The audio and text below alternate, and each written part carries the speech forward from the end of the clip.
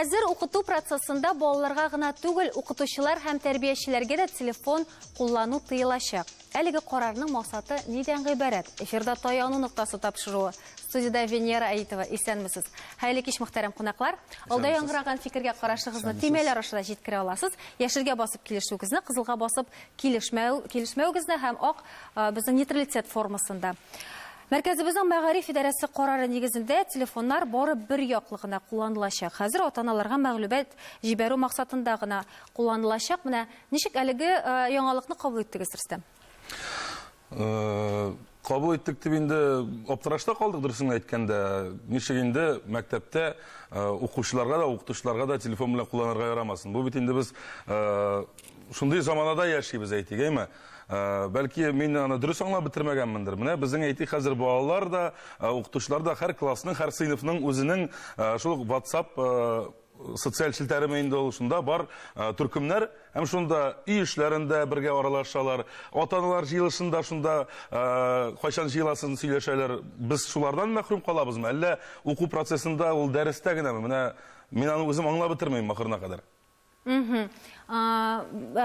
Илмас әфәнде, аңлатып китсәгез иде, бу бит беренче чиратта районнарга әлегә кагылмый. Бу әлегә Казанда мәркәзебез турында гына сүз бара, шулай бит. Бу гаджетларны дип әйтик инде, смартфоннарны мәктәптә, уку йортларында куллану турында бәхәсләр бик күптәннән бара. Төрле фикерләр, ата-аналар тарафыннан да, укытучылар тарафыннан төрле фикерләр ишетергә туры килә. Инде мәгариф системасының мәктәпләрнең төп вазифаларын, төп эшләү максатларына кире кайтсак, безнең мәктәпләребездә иң беренче белем балаларга белем, тәрбия бирү беренче урында баса. Әмма ләкин киң кулланышка кергән шушы гаджетлар, алардан башка билгеле бу дөньяда яшәп булмый. Ләкин инде ниндидер тәртипкә салу, һәр нәрсәнең үз урыны, үз вакыты булырга тиеш дигәндәй, укуның да, дәреснең дә шушы гаджетлар аркасында тискәре тәэсир булмаслык дәрәҗәдә матур итеп үткәрүне без оештырырга тиешбез. Шушы тәкъдимнәр уку процессына комачаулау булган моментларын чыгару максатыннан ниндидер шикләүләр куярга әйтелгән сүздер дип уйлыйм мин. Хәмәтрия кирәк, бу бит мәктәптә генә түгел, мәктәпкәчә яшьтәге, димәк, безнең тәрбиячеләргә дә кагыла, балалар бакчасында, шулай бит, Эльмир ханым? Белем бирү идарәсе гаджетлар, соцчелтәрләр, WhatsApp кулланмаска киңәш итә.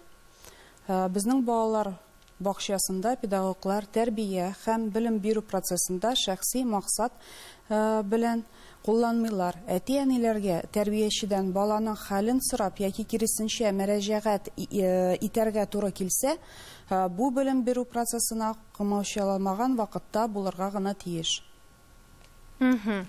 Менә син, Зәһрә, ничек каршы, ничек шушы яңалыкны каршы алдың? Бу яңалыкка, мин аңлыйм, минем балам мәктәптә йөрми, аңа әлегә телефон кирәкми, һәм ул гомумән иң кечкенә беренче группада йөри. Ул әле генә ияләнә, ләкин нәрсә дип әйтәсем килә? Бар безнең ике төркем, тәрбиячесез булган төркем, ата-аналар гына һәм тәрбияче белән булган. Мин аңлыйм, кайбер әти-әниләр бик каты борчылалар балалар өчен. Ашадымы, эчтеме, йокладымы? Бу бала әле, ләкин бала бит ияләнә. Ул бит әле менә килгән, ул 2 сәгатен йөри, 3 сәгатен йөри. Аңлыйм. Андый очракта мин аңлыйм. Ләкин тәрбияченең дә бит аның язырга вакыты юк. Ул шул сорауларга яза җавапны балалар йоклаган вакытта гына. Яки ич вакытта. Һәм аннан соң беләсезме? Шулай бит WhatsApp аша ул белгертә, кайчан җыелышлар була. Мәсәлән, иртәгә чөнки мәгълүмат тарату формасында хәзер кулланылачак. Наил әфәнде, бу бер яктан караганда бу бит инде укытучылар һәм тәрбиячеләрнең мәнфәгатьләрен кайгыртылып та эшләнелгән, шулай бит? Җәмәгать бер класста 26-30 бала. 26-30 баланың да һәрберсенең кулында гаджет телефон. Әти-әнисе борчыла. Шалтырата сырый, улым барып җиттеңме? Улым ашап мендеңме? 30 бала. Һәрберсенә берәр минуттан гына да укытучының вакыты китә санагыз. Моннан тыш, һәрберсенә шалтырату булганнан соң укытучының игътибары читкә юнәлдерелә. Бу баланың телефоны шалтыраганнан соң бүтәннәрнең игътибары китә. Моннан тыш алар бала, аның психологиясе әле нык түгел. Ярый, әгәр алар аны кирәк юнәлештә генә куллансалар, мин каршы түгел үзем дә. Ләкин егетләр, алар бит әллә нинди сайтларга керәләр. Алар бит аннан кирәкмәгән информацияны алалар. Бүгенгесе көндә бик күп группалар барлыкка килде, кирәкмәгән группалар. Без аларны инде кайсы берләрен сез дә ишеткәнегез бардыр, үлемгә илтә торган группалар бар. Моны бит ничектер чикләргә кирәк. Шуннан да Наил әфәнде, Моны бу контрольгә балаларга аласы бар бит. кагылышлы, бу бит инде күптәннән кабул ителде, күп җирләрдә. Ә монда инде укытучыларга кагылышлы. Димәк, укытучыларга Укытучыларның үзләрендә телефон булырга тиештер дигән фикердә торам мин. Ник дисәң, кай вакытта бик тиз ата-аналар белән элемтәгә чыгарга кирәк. Мәктәптә бер яисә ике телефон бар, һәр вакытта да ул телефон каналыннан чыгып булмый. Шуңа күрә булсын аның телефоны, ул аның стәлендә торсын. Ләкин тавышсыз режимда булсын, кирәк булган очракта ата-ана белән элемтәгә чыгарлык булсын. Дәрескә бирелә 45 минут вакыт. 45 минут вакытта укытучы нишләргә тиеш? Белем бирергә тиеш. Мин шулай дигән фикердә торам. Наил әфәнде, сезнең белән килешмәслек түгел. Мин сез белән тулысынча килешәм, тик монда икенче ягы бар. Әйтик, монда һәр баланың гаилә тәрбиясе дигән йөр бар, гаилә эшендә тәрбия ала. Мәсәлән, минем фикеремчә, әгәр дә балага игътибар җитми икән, ата-анасы аның белән сөйләшми икән, аның белән тәрбияви әңгәмәләр алып бармый икән, бу очракта бала кызыксына башлый кирәкмәгән әйберләр белән, аның буш вакыты күп булса, спорт белән шөгыльләнми икән, түгәрәкләргә йөрми икән, әлбәттә шул сайтларга аның вакыты күп кала. Һәм әгәр дә мин балама аңлатам икән, монда кермә дип, андый сайтларга кермә, иярмә дисәм, ул әлбәттә ул аны тыңлый. Тик шулай да бөтенләй интернеттан, шушы гаджетлардан шикләп бетерергә ярамый мин калса балаларны. Алар да шу замана белән бер адымда үсергә тиеш. Һәм мин ата кеше буларак, мин эшлим, мин балалар белән генә шөгыльләнмим бит инде. Миңа балаларны мәктәптән алырга кирәк. Һәм мин якынча шамалыйм, анда беренче яртыда дәресе бетә. Һәм мин шалтыратам, улым, мин килеп җитә алмыйм, мәктәптән чыкмыйдыр, 10 минут, 15 минут көтеп тор. Яисә классында утырып тор, мин килгәч шалтыратырмын. Кирәк бит телефон, гаджетлар бит кирәк. Гафу итегез, хәзер. Элемтәгә керү кирәк, дәресләр барган вакытта сүндерү кирәк. Сүндерү кирәк, кымачауламаска, что дәрестә укытучы алып бара икән инде. Бер балага менә элемтәгә керсәләр шалтыраттылар, ансы җавап бирде. Икенче балага действительно менә дөрес аңлатты, дөрес мин дә аңлавым буенча ул кымачаулый. Ул кирәк әйбер түгел. Илмас әфәнде, моңа кадәр әлеге төркемнәрне булдыру, ул WhatsApp, Telegram, башка җирләрдә төркемнәр булдыру, кайсы ягы белән сезнең фикергезчә яхшы иде, кайсы ягы белән тик тискәрерәк? Менә сыйныф җитәкчеләренең ата-аналар белән аерым бер группа, бәлки анда балаларын да кертеп, нидер группа оештырып, мәгълүмат тарату йөзеннән оештыру мысын уңай нәрсә дип беләбез. Чөнки кайбер мәгълүматларны тиз арада җиткерү өчен бу бик уңай куллану чарасы. Менә уйлап карыйк, безнең әти-әни баланы алып килә, булсын ул мәктәпкә, яисә булсын балалар бакчасына. Ул аны гариза белән тапшыра. Ышанып тапшыра шундагы укытучыларга, тәрбиячеләргә. Тапшырган икән, димәк, моның белән бит инде шөгыльләнә укытучылар да, тәрбиячеләр дә. Күпмедер вакытка ул бераз аларны үзенең аптыратуыннан азат итә торырга тиештер бәлки. Димәк, шулай килеп чыга, безнең беренче яктан караганда, әлбәттә, монда балалар турында сөйләшү гомумән аерым, монда ата-аналарның әле үзләре белән дә тәрбия эшләре алып барырга кирәк булып чыга түгелме? Икенче яктан караганда, замана шартларында мондый эшләрне бөтен җирләрдә тыелу ни дәрәҗәдә ул акланган? Бөтенләй тыеп ташларга була, әлбәттә, әмма аның бит уңай яклары да юк түгел. Бәлки монда Наил әфәнде әти-әниләр белән эш кенә җитеп бетмидер. Бар бит эшләүче әтиләр бар, бер өйдә утыручылар. Ялгышмасам, Шәйхи Манмурда шундый шигырь бар иде. Хәзер малай миндә 2000, бер саның шушы совет яклы, икенчесе каршы сукин сын. Миндә дә менә Рөстәм әфәнде әйткәннәсендә кирәктер ул телефон. Әйдәгез шулай дип саныйк. Бу замана таләбе. Әйдәгез бүтән төрле гаджет булмасын ул. Бар бит аны тиге чиләкләп сата торган, килолап сата торган кнопкалы бар бит. Алып бирсеннәр шуны. Улым, килеп җиттеңме? Җиттем. Кайтасыңмы? Кайтам. Каршы алам, хәзер килеп җитәм, көтеп тор. Шундый телефон булса, плюшевый. Копейка. Элемтә бармы сезнең? Бар. Җитәме шул сезгә? Җитә. Интернетка кирип кирәкмәгән нәрсәләр карап утырып, җәмәгать. Беләсезме, элекке без ялгышмасам, моннан бер 30-40 ел элек мәктәптә укыганда, мен инде теге гасыр кешесе, картырак аз гына, шулай дип санарга кирәктер. Без укыган вакытта тәнәфескә чыккач, я булмаса нинди дә булса әдәби әсәрне бәхәсләшә идек. Кызарып бетеп кылаклар әллә нәрсәгә кадәр салынып чәйдек кылакларыбыз, телләребез. Кызлар үзләренең фикерен әйтә, без үзебезнең фикерне аралашырга ирәнәсең, нәрсәседер ошый, нәрсәседер. Хәзер PlayStation сөйләшәләр, ана әле. Ну, нәрсәсең инде бу, җәмәгать? Кемнең инде Xbox, кемнең PlayStation? Аралашу коммуникацияләре бетә башлады. Балалар аралаша белми башлады. Кызларга сүз кушарга аптырап утырып карап торалар. Киләчәктә бит бу буйдаклыкка китерә. Алар бит аралаша алмаячак. Булсын телефон Рәстәм әфәнде, мин сезнең белән килешәм. Булсын. Менә килеп җиттеме? Мәктәп территориясенә кирдеме? Сүндерсен ул аны. Дәрестән чыктымы? Курткасын алып киде, аяк киемен алыштырдымы? Мәктәп бусагасыннан чыктымы? Әти, мин чыктым.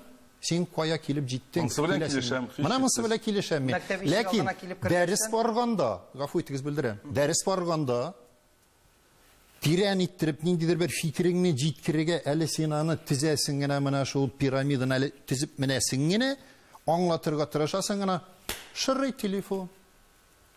Әйтеп бетердем генә дисең, менә сез как раз әйтеп бетерергә монтажлар, менә минем тагын телефон шалтырады. Безнең белән тагын бер телефон шалтырый, безнең хәзер реклама вакыты, нәрдә битербез. Бездән аерылмагыз.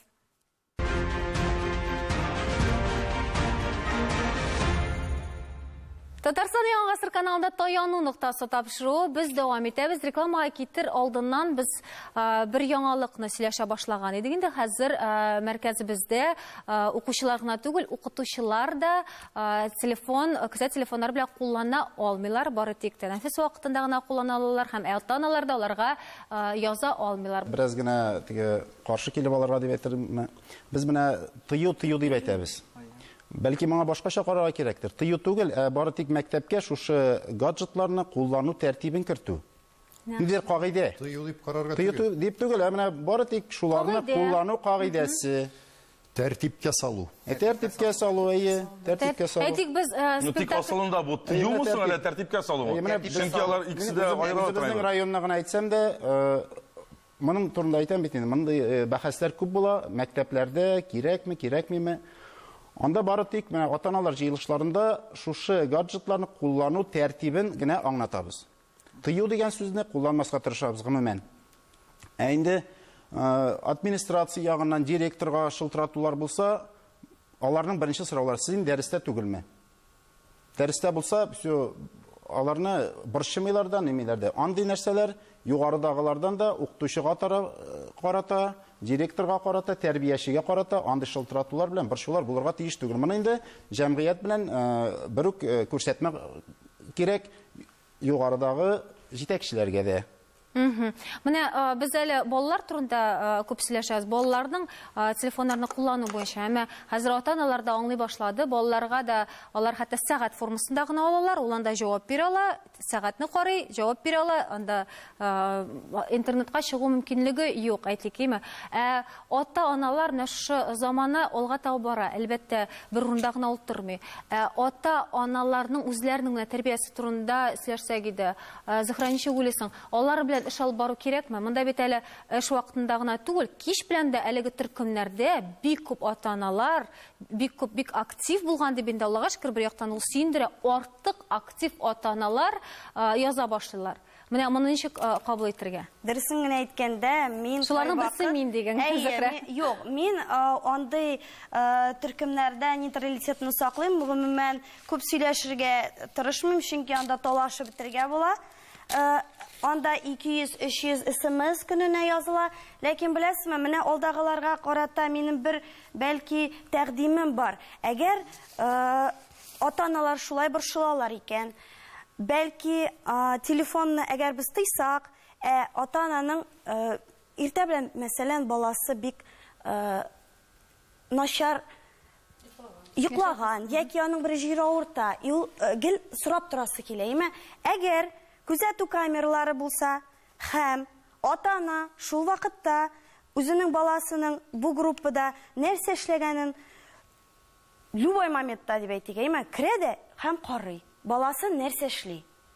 Миңа калса, ул вакытта WhatsApp-ларның да гел тәрбиячегә тинкәгә тиеп, ашадымы, эчтеме, нәрсә эшләдеме дигән. Бу ни дәрәҗәдә мөмкин хәл дип исәпләйсез?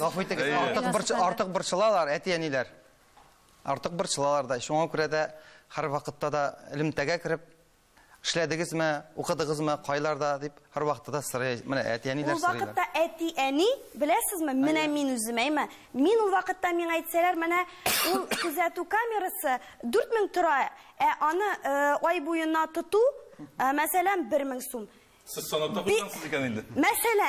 Мәсәлән, 5000 ди, минем группада 25 ата-ана, бала, 25 5000-не 25-кә бүл, бер айга, ул күп түгел. Мин моңа кадәр 15000-гә йөрттем шәхси садикка. Хәзер мин 3000-гә йөртәм баланы. Әлбәттә, бу бит инде миңа экономия дип әйтегәйме? Һәм мин әзер. Камера алып куярга әзерсез. Камера алып куярга әзер. Наил әфәнде, бәлкем шушындый бик артык актив ата-аналар. Андый бит ата-аналар бар. Җәмәгать әдәгез була эшләп карыйк. Шул камераларны алыйк, менә сез эшли торган турыга элик. Һәм бөтенебез карап торабыз онлайн режимда. Эшли аласызмы? Эшли аласызмы? Күп шәхси садиклар шулай эшли. Мин аңлыйм, беләм аны шулай икән. Ул мәктәптә дә шулай. Шуңа күрә анда 15000. Камералар да бар. Ул безгә аларның файдасы да бар. Но балаларга тотальный контроль.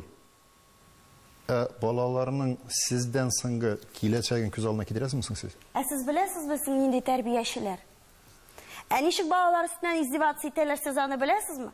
Менә аларның Андый видеолар бит бик күп. Син балаң өчен бик борчыласың. Мин аларны бик белеп бетермим. Мин беләм. Утверждать итәлмим аның ансын. Күргәнем юк. Гафу итегез. Андыйлар бит бар. Караганым да юк, эзләмим дә, кирәксенмим дә. Мин баланы мәктәпкә биргәндә дә Авиатөзелеш районының 54-нче мәктәбендә укыды, зур укып бетереп чыкты. Инде армия хезмәтенә кайтты. Мин аларга бик рәхмәтле. Татьяна Николаевнадан да мәктәп директоры. Менә нәкъ сезнең кебек баланы, малайны бик каты пикайт итәргә тотынган идем. Кая баскан, кем белән аралашкан, ник дисәң, авыл җиреннән күченеп килдек Казанга. Уртая кем әйткән. Сезнең малайга ничә яшьсең хәзер? Минем малайга хәзер 23 яшь. 23 яшь. Армия хезмәтеннән кайтты. 2 яшь кенә. Тыңлагыз, менә шуны сөйлим сезгә. Шул вакытта Татьяна Николаевна Алексеева мине үзенә чакырып кертте. Каршысына утыртты. Әйтте, баланың үсәсе бар. Баланың фикерләү сәләтен арттырасы бар. Баланың киләчәге бар. Ул кадәр кирәкми. Җәмгыятькә җибәрегез дә, яннан карап торыгыз, кирәк түгел диде.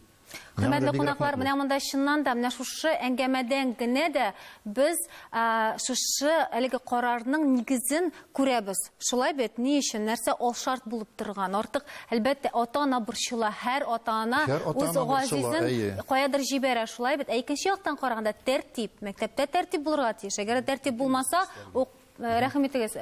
Менә тәртип дигән сүзегезне бик урынлы гына кулландыгыз. Мин шуны дәвам итеп китәм. Тәртипнең тагын бер моменты менә мәктәпләрдә хәзер тел өйрәнгәндә мин инде әле тәкъдим итер идем менә шушы WhatsApp-ларда, Viber-ларда язу тәртибен дә кертүне. Мәктәптә. Чөнки анда сленг китте, сүзләрне кыскарту һәм безнең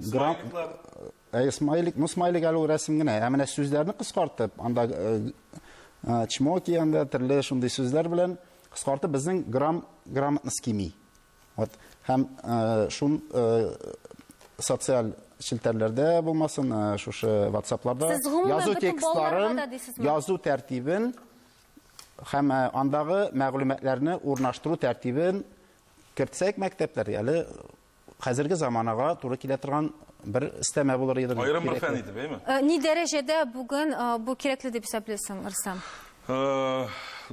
Кирәк. Әгәр дә без, мәсәлән, Әле бу турыда уйлаганым һич юк.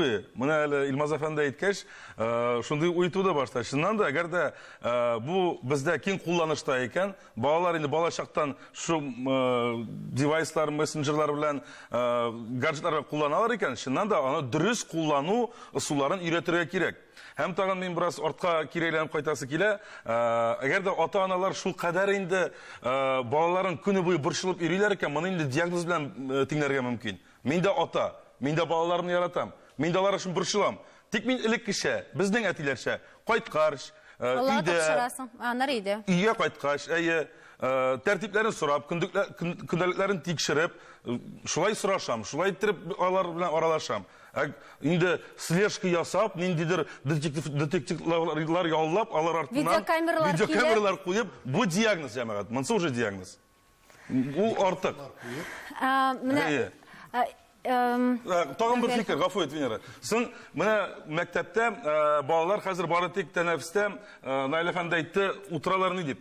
Аллага шөкер, һәр даим укытучылары шалтыратып торалар, сугышканнарын да җиткерәләр, тәнәфес вакытында шабышып йөргәннәрен дә җиткерәләр. Димәк, телефонда гына, гаджетта гына утырмыйлар.